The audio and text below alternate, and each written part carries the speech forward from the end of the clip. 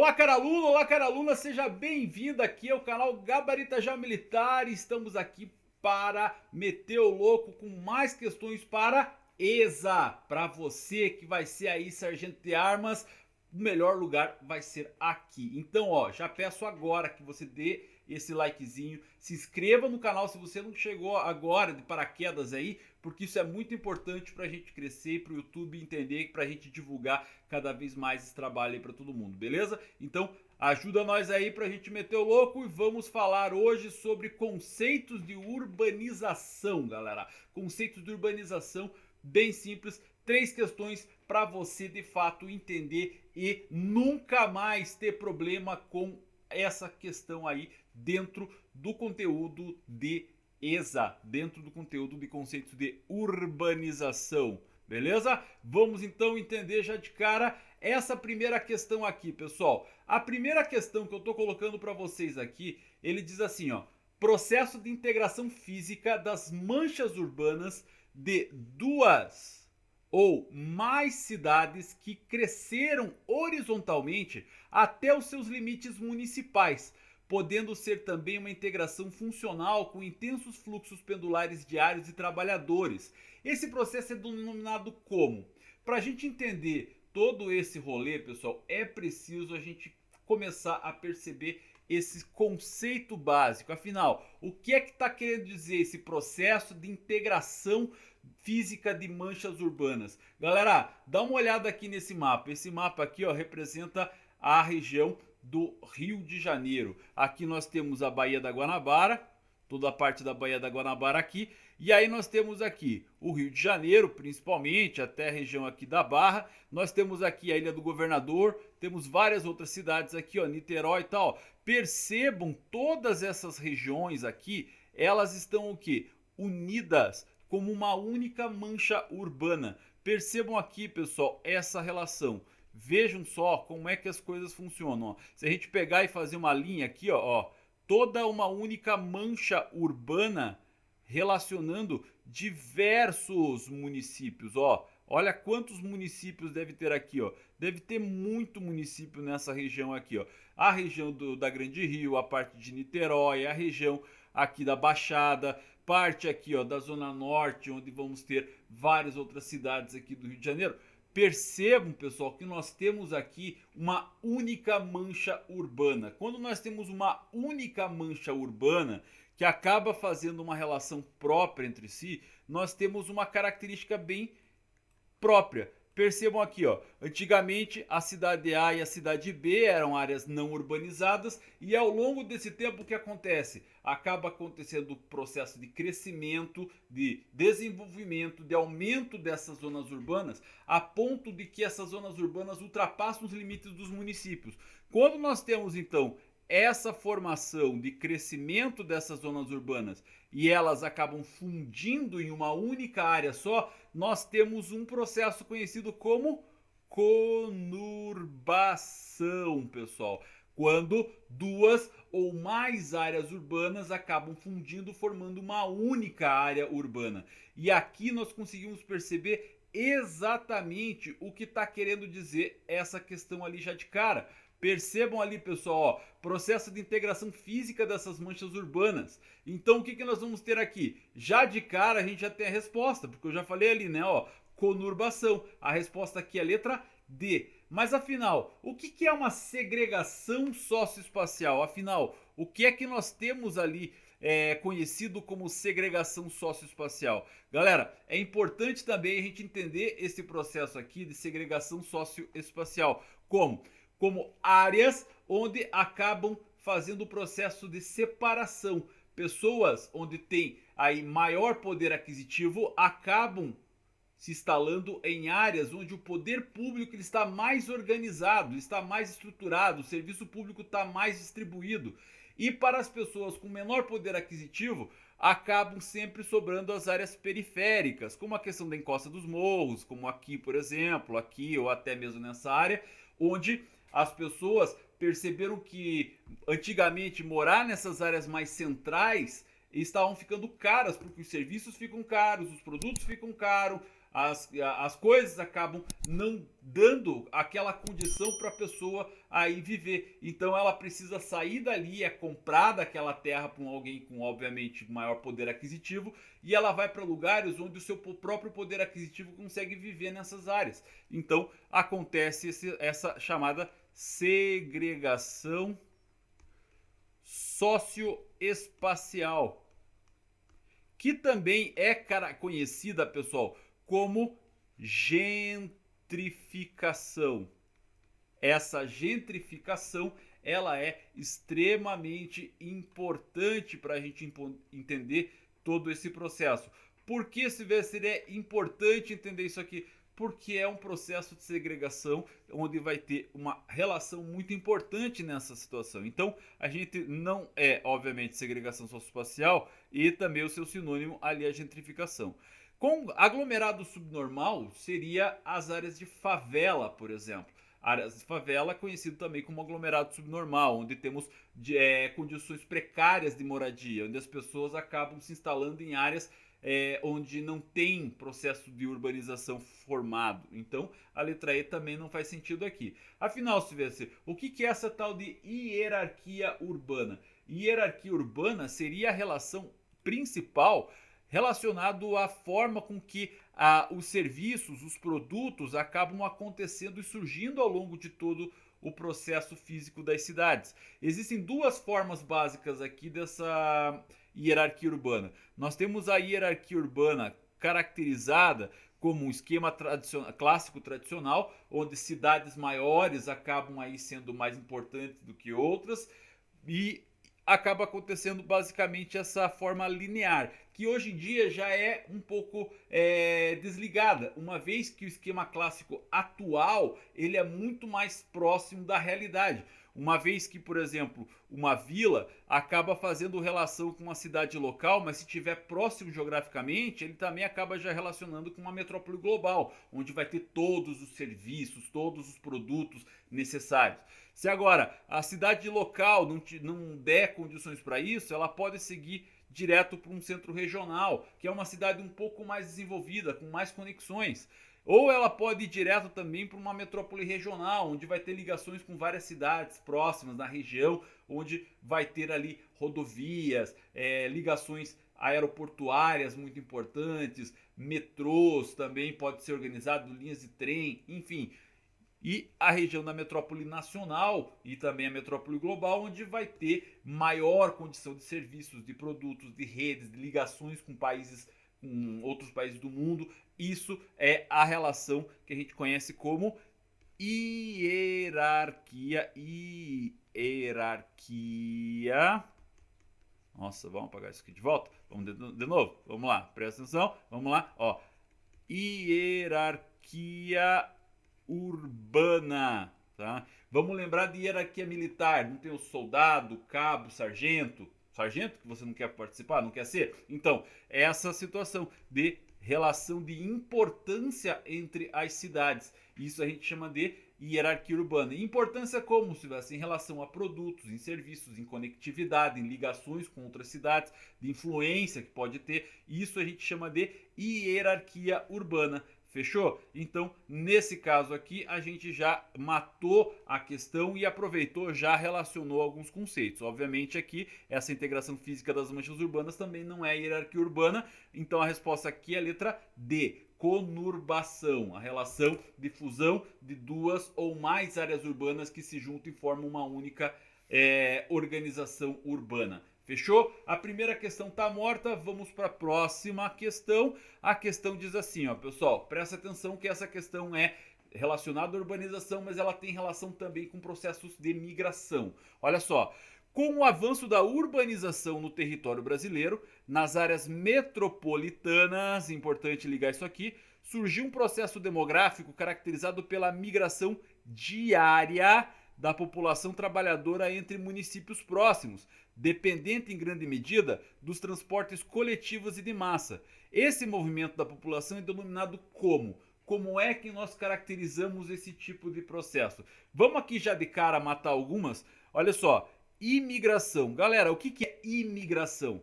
É importante a gente relacionar porque sempre as pessoas acabam entendendo que imigração e emigração são processos de movimento de pessoas entre países. Não, presta bem atenção.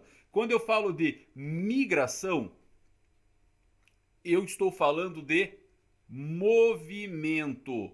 Migrar é o ato de deslocar-se sobre o espaço geográfico, independente se é de um país para outro, se é de uma cidade para outra, de uma região para outra, ok? Quando eu falo de imigração,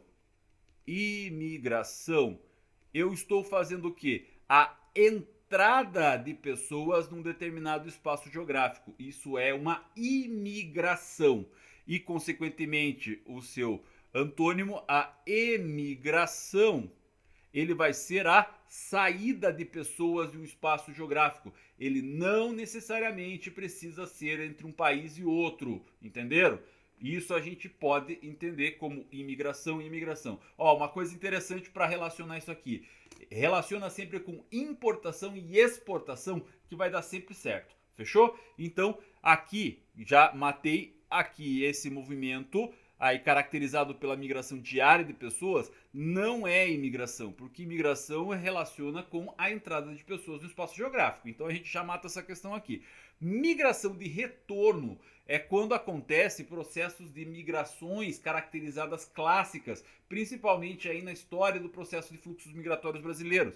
Principalmente a galera que veio do Nordeste, aí ao longo de muito tempo, vindo para o Sudeste em busca de melhores condições de vida, da industrialização. Quando houve o processo de desconcentração industrial, o que acaba acontecendo? Essas pessoas acabam voltando para sua terra, principalmente aí devido aos incentivos fiscais e industriais que aconteceram no Nordeste, as pessoas acabam num outro momento voltando para sua terra, mas são processos de migrações aí conhecidas como migrações definitivas. Então a migração de retorno acaba não sendo também. Transmigração seria algo como uma relação de travessia aí de um ponto para outro. E isso não faz sentido nessa questão aqui também, certo? Agora, nós temos essas duas aqui, ó, que são importantes para a gente relacionar. Então, uma das duas aqui é o fator. Tanto migração pendular quanto transumância são migrações conhecidas como migrações temporárias. O que vai determinar aqui a diferença de uma para outra é principalmente o tempo dessa migração temporária. Ah, Silvestre, e como que a gente pode relacionar, como que a gente pode entender toda essa situação? Galera, vocês que moram em áreas mais conhecidas de centros urbanos, vocês muito provavelmente já viram esses tipos de imagens aqui, por exemplo.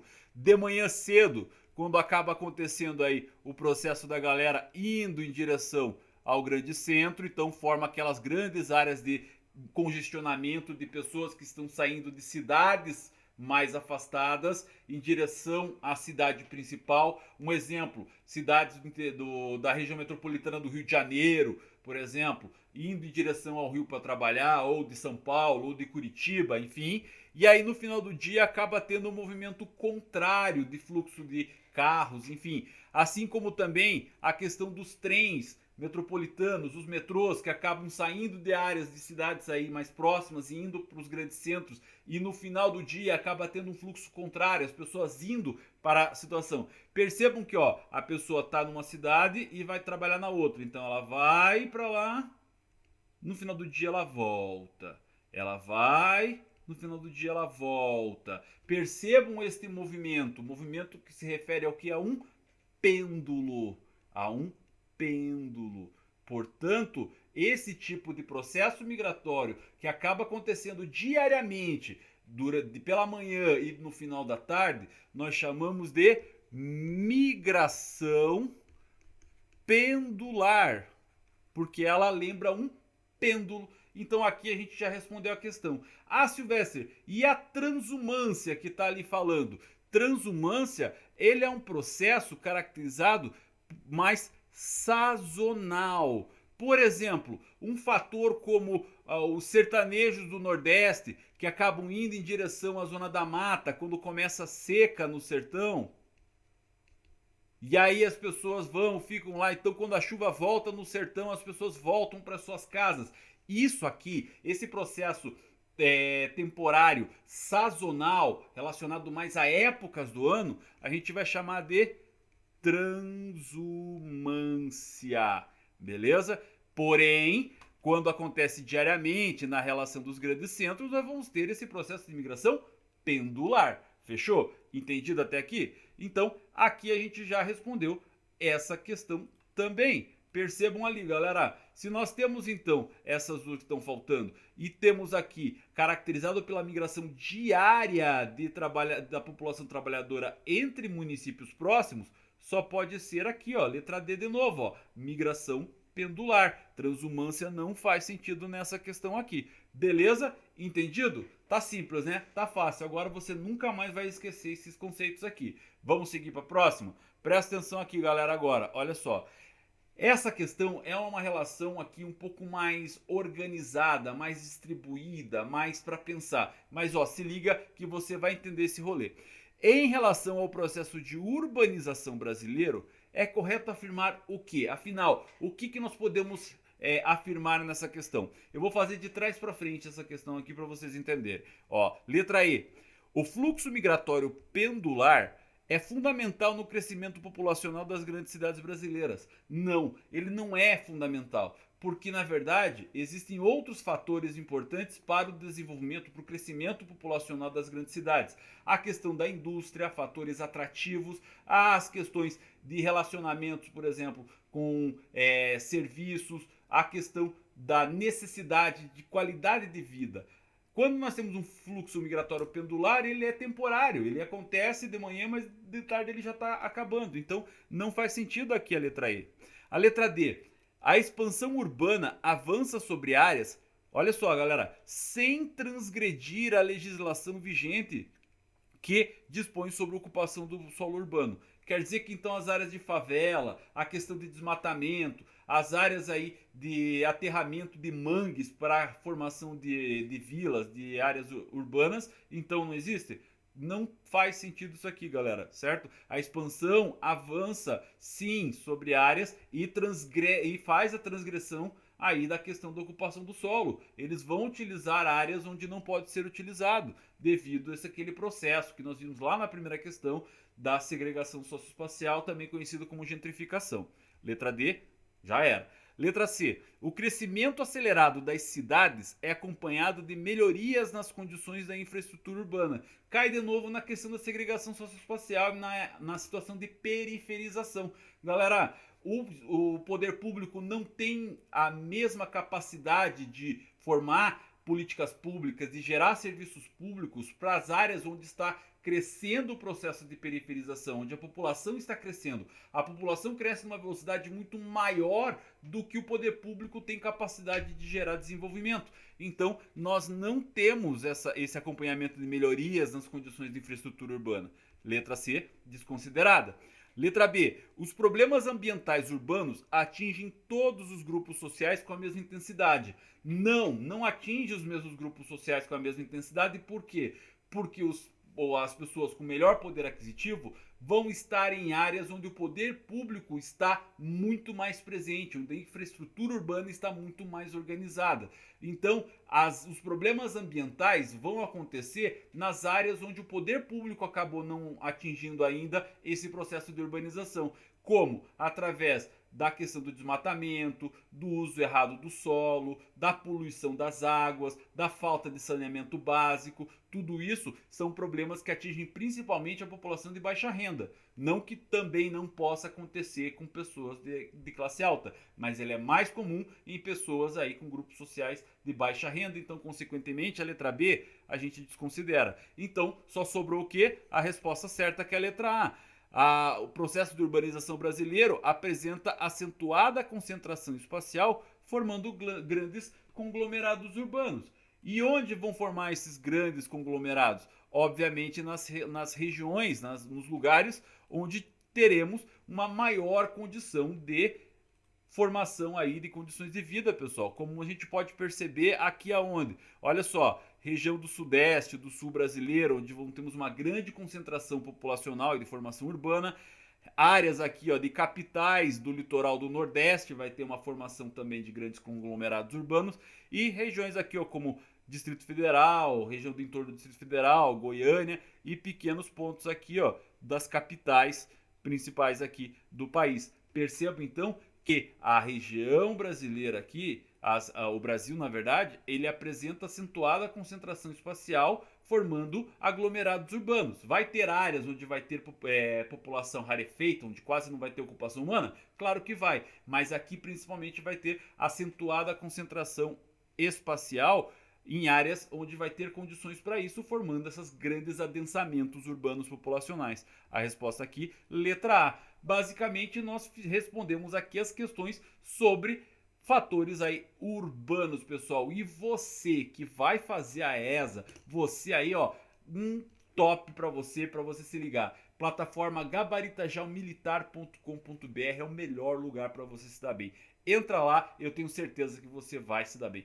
Muito obrigado por ter assistido essa aula até aqui. Tchau!